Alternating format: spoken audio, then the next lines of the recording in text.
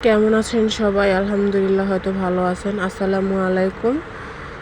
আমি আজকে রান্না করব ধুন্দুল দিয়ে, আলু দিয়ে। তো আলু আর ধুন্দুল কেটে ধুয়ে রেখে দিলাম। সবজিগুলো দেখতে কত সুন্দর দেখা যাচ্ছে, আল্লাহর সৃষ্টি কতই সুন্দর, আলহামদুলিল্লাহ। তো আমি যে মাছটা রান্না করব, মাছটা সুন্দর করে লবণ দিয়ে ধুয়ে নিয়েছি, কারণ মা বলে মাছ নাকি যত ধোয়া হয় তত নাকি মাছের স্বাদ আসে। তো এখানে আমি হলুদ, মরিচ, লবণ দিয়ে মাছটা সুন্দর করে মেখে রেখে দিলাম।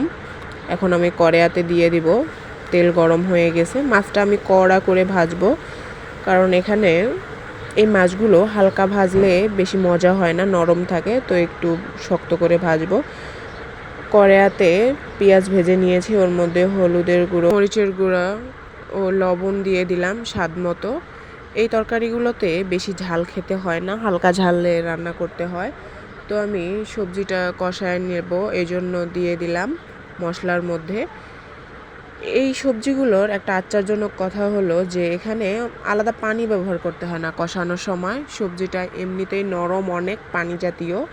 তো আমি ঢেকে দিলাম। 5-7 মিনিট পরে ঢাকনাটা উঠায় দেখেন গাইস, কত সুন্দর পানি উঠে গেছে, কালারটাও অন্যরকম হয়ে গেছে।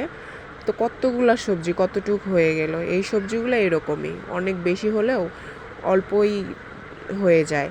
তো এইদিকে সবজিটা ভালো করে কষিয়ে নিলাম, নিয়ে ঝোলের পানি দিয়ে দিলাম সবজিটাতে, যেন অনেক সুন্দর কালার এসে গেছে। তো আমি সবজিটা হওয়ার আগে ভাজা জিরার গুঁড়ো দেবো, এজন্য প্রস্তুতি নিয়ে নিলাম।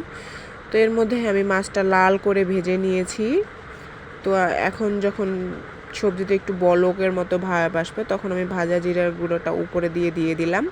ভাজা জিরার গুঁড়ো ছাড়া তরকারি আমার একদমই পছন্দ না, অন্যরকম একটা ফ্লেভার আসে ভাজা জিরার গুঁড়ো দিলে, আমার খুব ভালো লাগে। তো এর মধ্যে আমি মাছ দিয়ে দিলাম, দিয়ে এরকম করে 10 থেকে 12 মিনিট ঢেকে রেখে দেব, তরকারিটা যেন জাল পড়ে আর যে অতিরিক্ত পানিটা, ঝোলটা শুকায়া যায়।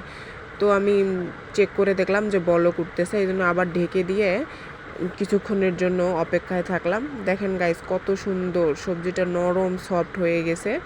বেশি জোরের লাড়া দিলেই মানে কীরকম জানি মনে হচ্ছে যে ভেঙে যাবে, এই জন্য আমি আস্তে আস্তে সুন্দর করে নেড়ে ঢেকে দিয়ে রাখলাম। দেখেন গাইস, আমার রান্না শেষ। রান্নার কালারটা ভালোই এসেছে, পারফেক্ট, আলহামদুলিল্লাহ।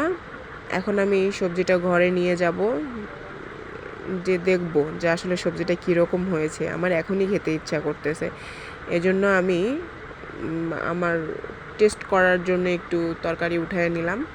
খেয়ে দেখি কেমন হয়েছে, মজা হয়েছে কিনা, কারণ যে জিনিসটা দেখতে সুন্দর ওই জিনিসটা খেতেও অনেক সুন্দর হবে ইনশাল্লাহ।